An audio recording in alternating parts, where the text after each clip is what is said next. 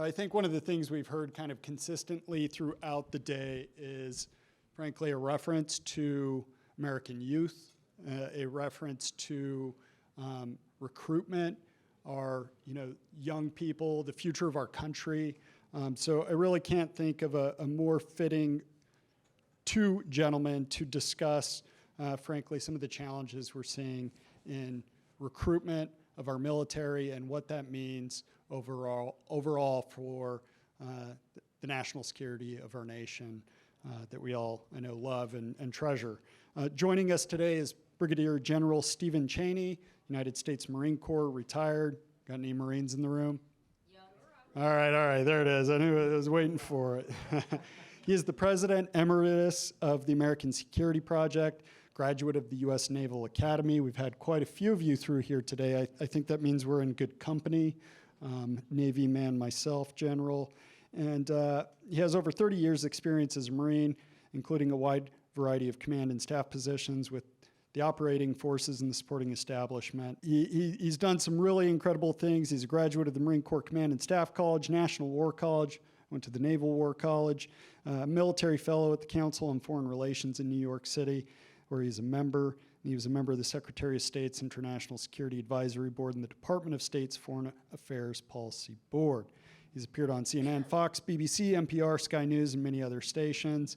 And he has been really kind of going after this issue of national recruitment for quite some time. Also joining us today is Dr. Joel Kupersmith, who I know a little better personally, just in that we've been working together on, I don't know, various projects for probably about a decade now, since I was a staff director on one of the VA subcommittees. Dr. Joel Kupersmith and General Casey tracked me down and were incredibly persistent in trying to help us pass legislation that would create a National Veterans Creed. That legislation was ultimately successful. There is a National Veterans Creed that was pretty much supported by all of the major veteran service organizations in the country. From there, he didn't stop his work. He continued to, I would say he and General Casey pulled together an incredible cross-section of the veteran military community and decided to really take a hard look at the nation's all-volunteer force since essentially 1973, post-Vietnam. And that resulted in, frankly, what I would call a compendium or a book. It is available. You can find it on Amazon for free, and I'm referenced in there. It's like probably the only book that has my name, but it's called Supporting Veterans After 50 Years of the All-Volunteer Force and 20 Years of War, Ideas Moving Forward. Dr. Kupersmith is an American physician, the former dean of Texas Tech University School of Medicine, and the head of Office of R&D at the VA, and the former director of Veterans Initiatives and professor of medicine at Georgetown University. I feel it's safe to say, especially since I've known you, you've kind of lived and breathed the veteran community, and we're grateful to have you and your expertise. He's now moved forward, and he and Dr. Casey are working on a new effort, some of you may be aware, on exactly this issue, which is essentially recruitment and some of the challenges we're facing in our military in that regard. So with that, please give them a warm round of applause for joining us today. Thank you. So guys, I'm gonna hop right into it, and actually I'm gonna grab my phone again because I have some incredible pictures that were just incredibly concerning that highlight, frankly, and I don't think this is necessarily news to most in the audience, but what might be news, what isn't news is that, I think most of us know that a tiny fraction of Americans are actually eligible for recruitment in our nation's military in the first place. I think what might be news is how bad we are doing in missing our mark, right, in terms of actually recruiting people into the military. So I know I think that's a softball for either of you, but let's go ahead and start with you, General. Just to add a little bit to my bio that doesn't readily show itself. I did 9 years in boot camp, never could graduate, but it's a little unusual to spend that amount of time in command in recruit training. And then I did recruiting. And then my next to the last tour was at Parris Island, where I ran recruiting for the eastern half of the country for the Marines. So I was intimate on the recruiting and recruit training side of the house for the Marine Corps. But let me add a couple things to this. First, the all-volunteer force came in the early 70s, mid-70s. It was perhaps one of the greatest things that ever happened to our military, and people don't realize that. But if you were a company commander in 1970 or 71 or 72, draft was rampant. Our quality was terrible. We had big discipline problems in the Marine Corps. I know the other services did too. And then, of course, we did away with the draft. We brought the all-volunteer force in. And the Marine Corps went after it with a vengeance, saying we've got to bring more qualified young men and women into the Marine Corps. And for starters, they're going to have to be diplomaed high school graduates. And I won't get into that side of the house, but the quality of the Marine improved dramatically in the mid-70s to 1980 or so, and it's continued ever since. And today we have a quality force. It's not to say because the Army missed its recruiting target by 15,000, not to say they don't have a quality force. I mean, the young men and women serving today are fabulous. And almost all of them are diplomaed high school graduates. They're educated, they're smart, but we have a huge problem and a huge challenge in front of us. And that's with the recruiting side of the house. And you saw it with the Army missing its mark this last time around by a dramatic amount. Obesity is no surprise to the military. And I talked about when I was in the 70s, we knew we had a challenge bringing in young men and women then. Some of them came in obese, obviously, and we created what we call the physical conditioning platoon within the recruit training regiments, principally for them, to get them to lose weight, to meet the standards so that they could stay and finish boot camp and be on active duty. That was in the 70s. So we've been working this issue, all the services have, for literally decades. But the surprise is what's happened this last year. Just the explosion of obesity and those who are no longer qualified to serve in the military. And the standards aren't easy, by the way, and some have talked about, relax the standard, don't make them high school graduates. And I tell you, I'm adamant one saying, keep those standards high. Our quality of our force is there, and these are good, super young men and women. But so we can't lower the standards to bring these people in. But we've got to find a way to help solve these problems. And if you can expand the available pool that you can recruit from, as long as they're qualified, then you've got a part of the solution here. And I've got a whole list of ways to do this. Army is working very hard on this issue, and they've actually created an organization that takes in young men and women who are obese, and they're already training them, and they're losing weight, and it's a successful program.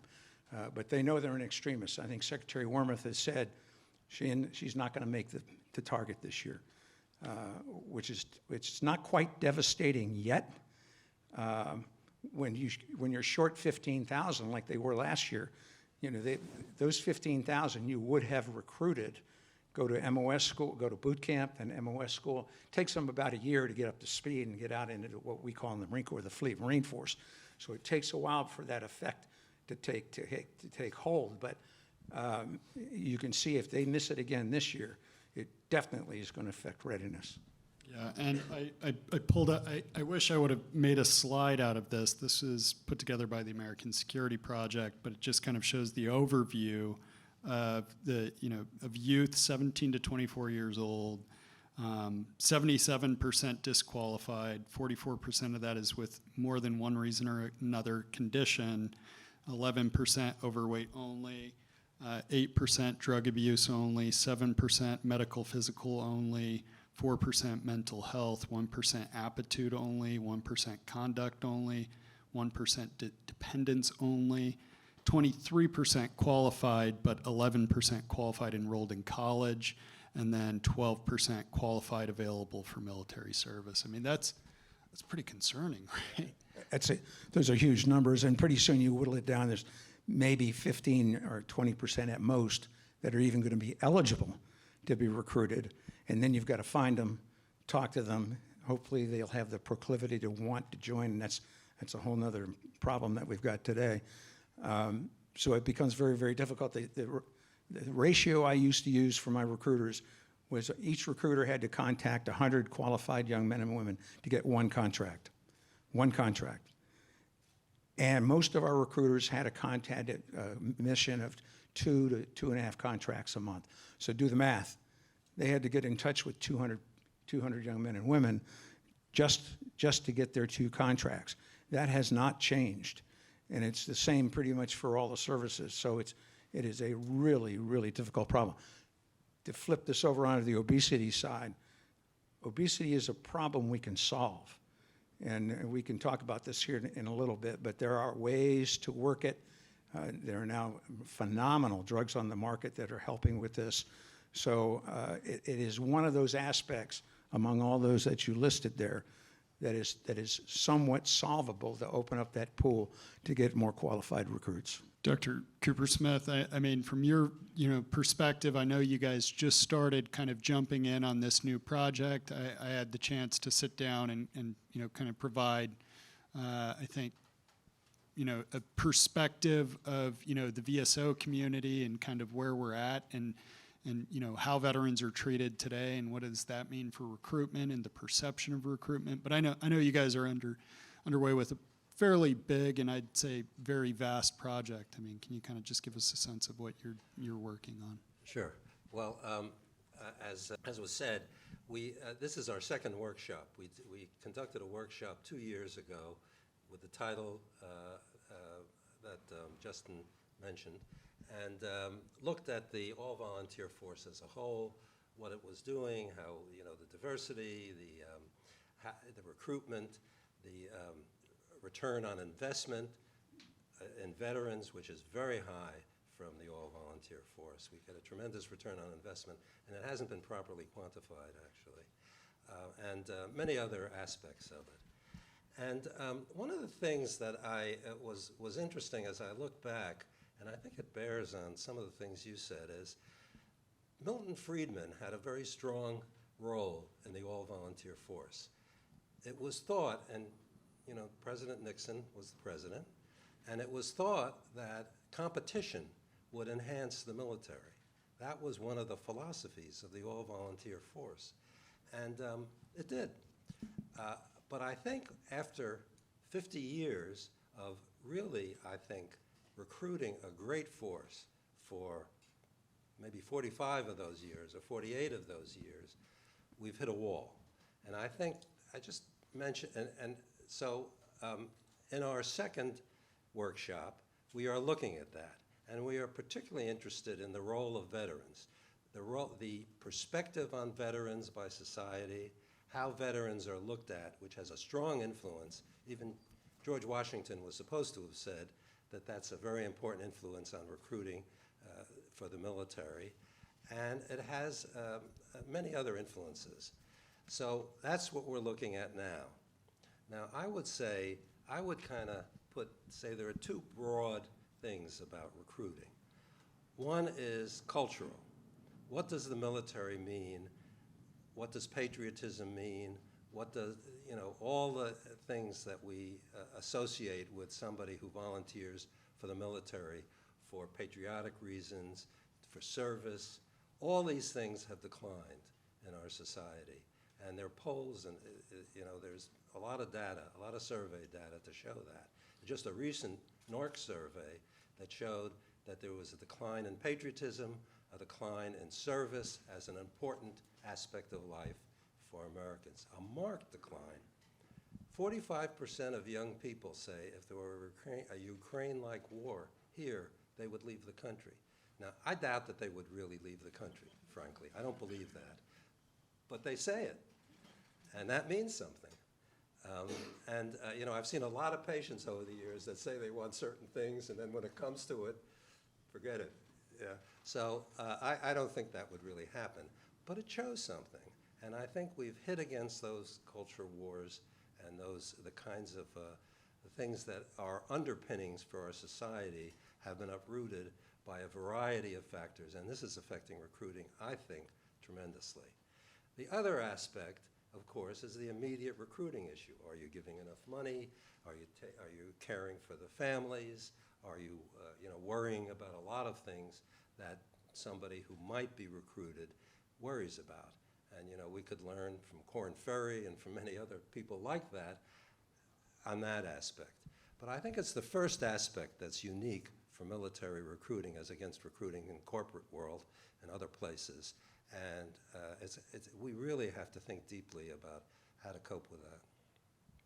So earlier we had Congressman Bacon, who's being tasked with leading essentially they're calling it a panel, but it's going to be focused on quality of life issues.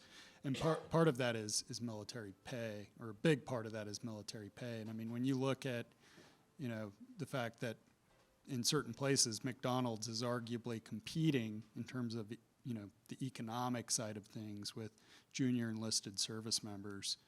I mean, is that a concern you all see? I mean, I remember when I joined the Navy, I was 17. I didn't know what money really was, other than, I mean, I knew what it was, but, you know, like I didn't know what a lot of money was or a little bit of money. I knew I just got to live on my ship, and I got, you know, enough money for some beer and tacos in Tijuana, but, you know, it ran out pretty quick. So I don't know. Are you guys seeing that as a major issue on the front end? You know, it's hard to say. You contact a young lad that's a senior in high school, and you're trying to get him into the delayed entry program, and talk about future employment. You know, you do see a lot of that. What's the pay and benefits? What's the translation going to be into the military occupational specialty that I'm going to have? Will this be a skill that I can market myself for after my 3 or 4 year enlistment? So that all plays in it. I can tell you over my career of some almost 40 years that the pay and allowances have gone up dramatically, and there were big changes, and a lot of it happened under Reagan and Bush, but it went up better, and the pay and benefits are there. I don't think it's necessarily all driven on the finance side of the house. I think it's more on what can you get me in the future to set me up. And I'll give you one livid example. A couple of days ago in my little community out in Ashburn, I went into the office, and there was a young man sitting there talking to the manager, and I had a Marine hat on. And he said, "Hoorah, Marines." And I said, "Oh, you're a Marine?" He goes, "I just got out." And he goes, "I'm getting my bachelor's degree from George Mason in June or May, and then I'm going for my master's, all on VA." And he had it down. He knew what his specialty was going to be. And I think that's the attraction there. Is that kid was a poster child. I'd love to trot him out to any high school and say, "Take a look at this guy," you know, see he was doing it. Which, by the way, talk about diversity. He was a minority. I mean, I just was bursting with pride at him. I said, "This is what we're looking at." And he wasn't talking McDonald's pay. You know, he was talking, this is a skill that I'm going to get. Part of it, he was into the cyber side of the house too, which is, you know, very lucrative these days. So I don't know, Doc. I'd be interested in your opinion of this. I don't think it's necessarily the pay and allowance is the big driving factor. You know, it's hard to tell. And my own, I think I have to say that I agree with you in general, but I think it is a little bit of a factor. I mean, it's there. I was in the Navy also. I was a Navy doctor for 2 years. I didn't spend a penny in those 2 years. I wound up with a pile more money than I ever had. You can share it. It's gone. I got married and it's gone. But I have found, and I use my own experience in this a lot, so maybe it's wrong, maybe it doesn't apply. But, you know, when we recruit an academic physician, you know, the pay scale is lower. You know, there's no question about it. Physicians can make more on the outside than they can in academics. So we have to, the academic opportunities are important. But I can tell you that if you push up the salary a bit, you'll get them. And it's just there. And even though it may not be the main object, I think it's there and is a factor. So I'm going to offer, I think, two opposing perspectives, one of which I'm a big fan, and you heard me bring up in our discussion, Dr. Kupersmith, and it's this idea that in some ways I think we're, you know, creating a negative perception of what it means to be a veteran, and that we're, we very much play into this, are you broken, you need to call us, and so on and so forth. And don't really lean in as much as, you can grow from things like trauma. If things happen to you, you can become stronger from it. Military service, even if traumatic, can make you a stronger individual and truly be a value to your community. And when I think of this issue of recruitment, I'm a big fan of, I'm sure a lot of the people in here probably read David Goggins or are aware of David Goggins. And here's a guy who was obese. He was phenomenally overweight, and he came up with this idea and this mission to join the military. And for him, it felt like it was a way out. He does join the military, becomes a pretty prominent Navy SEAL. Loses the weight, right, to get in the military in the first place. And then post-service, doesn't become a poster child of, I've been, on so many missions, and, I'm broken, and, kind of moves forward as, continuing with his, combat readiness, if you will. And I guess one of the challenges I see is I just don't see a lot of that. I mean, we've got massive VA budgets. We're going to spend $500 million this year on suicide messaging alone, billboards all over the country saying, "Are you suicidal, veteran?" But I don't see any billboards saying, "Are you an incredible leader? What do veterans bring to the community?" No positive messaging highlighting what it is veterans can do and do in their community. And so I guess, if we had to pick two people, it was like, David Goggins, and the other one's like, I don't want to sound too negative here, but, and send them into a community for recruitment. I mean. Well, this is something we are very interested in, as you Yeah. know. And, you are, it's kind of you are a hero in the military. The day you leave the military and become a veteran, you often become a victim. You're the same person, and you're this image of victimhood just goes with you. And we talk about it constantly. And some of what's said is wrong. I mean, homelessness, for example. Homelessness in veterans, last year, the HUD report was 20 per 10,000. Homelessness in general society is 18 per 10,000. It's not that much different. So, and there was a concerted effort by HUD and the VA to diminish it. Why would you sign up for the military when this is all you see about veterans? I mean, this is a real problem, we think. And I think we have to, you can't get benefits for veterans unless you stress some of these things. So they have to be stressed. But on the other hand, there are all these good things. Veterans earn more than their counterparts. They have lower unemployment. Month after month, veterans have lower unemployment since about, I think, 2006 or 2007. They advance to more in the private sector than their counterparts. There are many, and they do well in school. They come, of course, they're a little more mature. They've kind of finished with their adolescent angst by the time they're in college. And they're different. And they're very serious students. They do well. And contrary to what a lot of people believe on the outside, they're highly respected within most universities.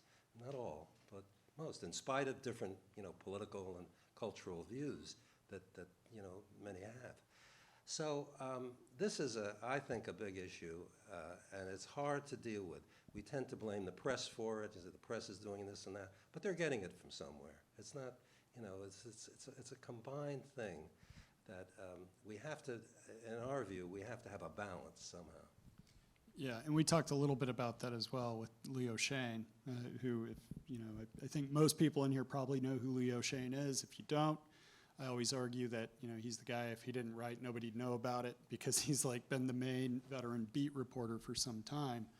And talked about the complexities and challenges of writing good news stories, right? And just, how much traction they often get relative to, say, a bad veterans news story, or, a veteran not receiving adequate health care at a certain facility, et cetera, and, not just having a harder time picking up national traction. General, I'd be real interested to hear some of your thoughts on, kind of what do solutions look like in this Yeah, space? I mean, I hear what you're saying about the billboards and throwing money at it. I will tell you the services, all of them now, have substantial bonus programs. And a lot of it's MOS dependent. If you're looking for a specific skill, you could have a bonus of $30,000, $40,000, $50,000. I mean, it's not chump change. And attracting those, the money is there. But I will tell you what the #1 recruiting tool that we had when I was in, and it hadn't changed much, and that was the young lad who graduated from high school, went to boot camp, did his 3 months of boot camp, and you sent him back home. And he got with the recruiter and then walked through the high school in uniform. Usually his blue, gave him a set of blues, and let him tell him what it was like.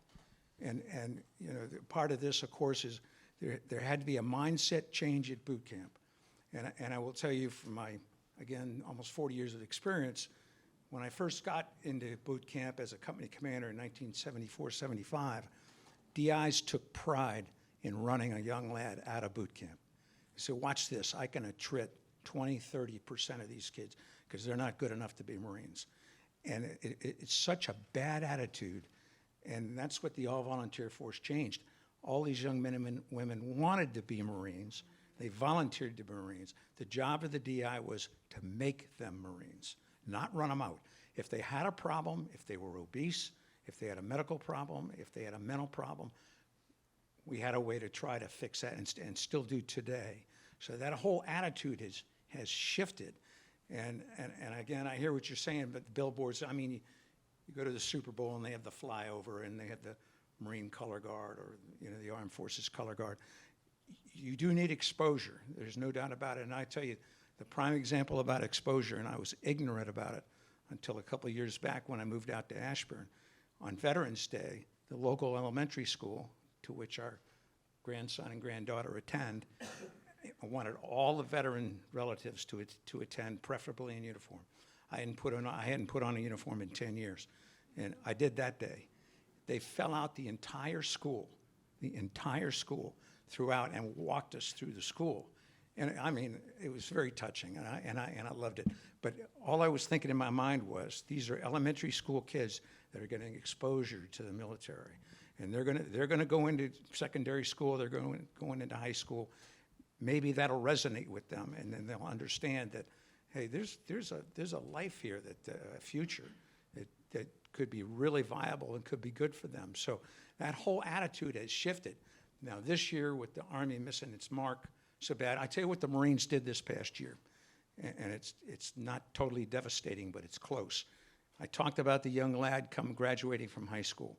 What they would do, the Marines would do, we would put those that we contracted into the delayed entry program.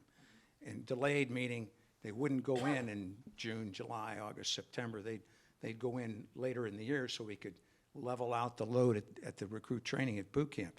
Even so, even with that done, 50% of those who are in the delayed entry program graduate in high school, 50% are going to boot camp June, July, August, September. It's almost impossible to level out that field throughout the rest of the year, because the longer they're staying in the delayed entry program, the harder it is to keep them motivated. And they want to go to boot camp. They wanted to be Marines. They signed up. Let's let them go and graduate and make them Marines. It is really, really hard. Yeah, I mean, I changed my job because one was wait 6 months and one was go in 2 weeks. And I was like, they're like, you can go now. It's the shittiest job we've got. I was like, I'm in. Well, we actually started doing bonuses. We'll put you in delayed entry program, but don't come until February. We'll give you a 10 grand bonus. And if that motivation works to a point. It works to a point. Yeah. There's no question about it. I just want to say that I'm glad you're off the topic of obesity when it comes to fitting into my uniform. Well, I want to open it up. We only have a few minutes left. While we got this moment, I want to add, I'm very happy to be the penultimate group here this afternoon and not be in the way of happy hour like Secretary Hagel will be. Well, he's probably watching in the back. He is in the green room. And who has a question for Awesome? Please tell us who you are. My name's Rob Moser. I'm a lead alumni, but I also just retired from the Marine Corps. My last position, I was a congressional liaison to the Assistant SecNav for MNRA, so the recruiting challenges. I've spent the last 2 years dealing with them. Obviously, national security issue.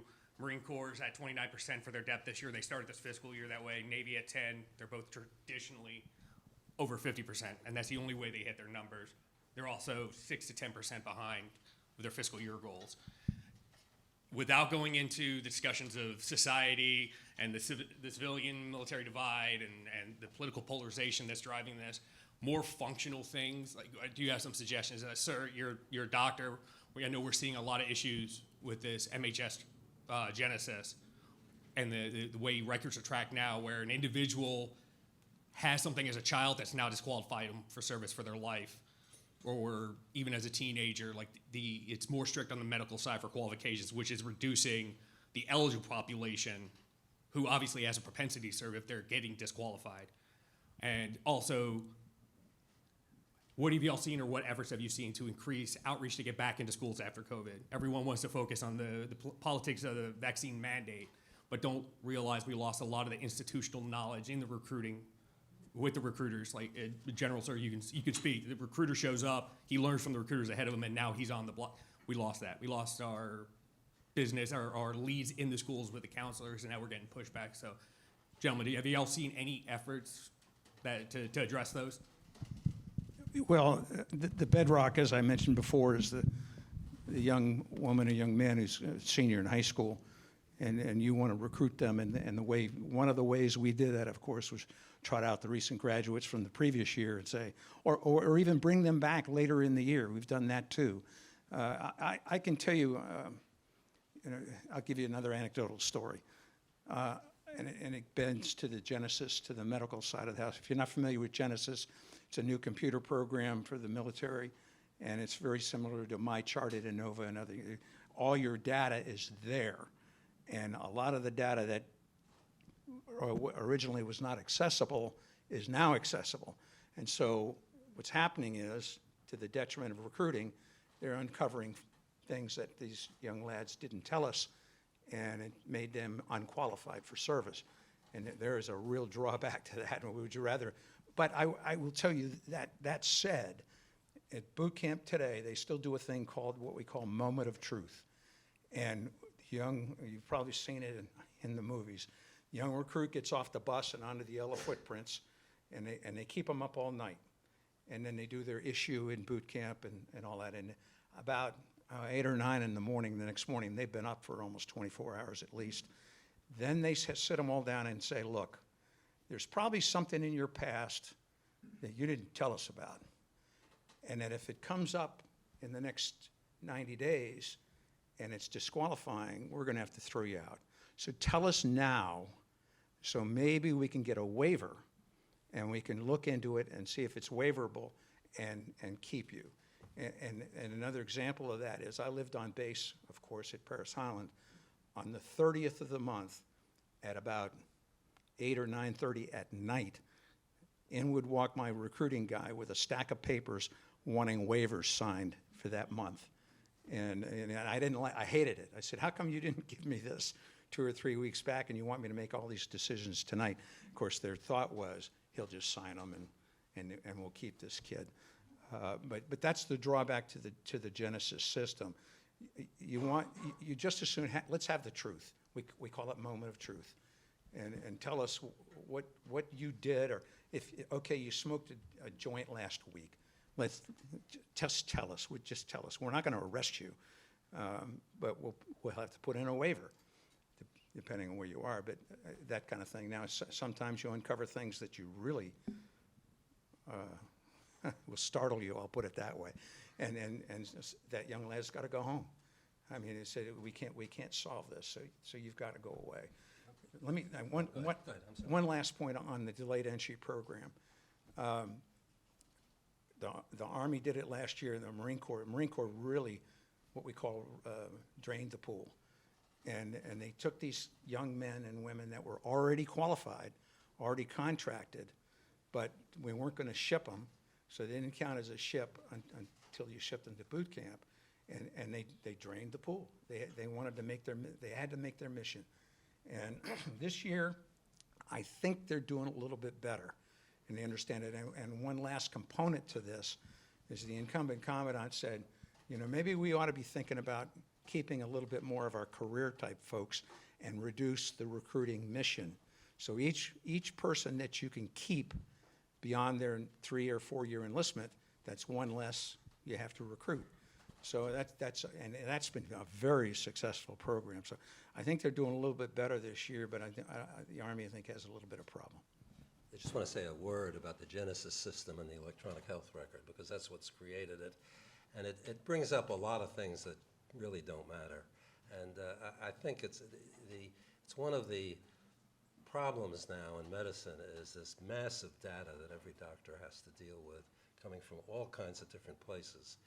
And it's something we have to cope with. And I think this Genesis, picking all these things up, they're not necessarily important. I would venture that most of them aren't important, or at least a lot of them aren't important, but it just creates a lot of time and effort and really impairs the recruiting process. Well, gentlemen, we are out of time, but Dr. Kupersmith, General, we all are grateful for your work on this. I know you guys will continue the fight. Dr. Kupersmith, looking forward to working with you in terms of your project. Hope to see you work together. You both know an incredible amount about this topic. And just throwing out one possible solution, I don't know if different color crayons have different calorie counts for Marines, but maybe we can bring in some Crayola Light or something like that.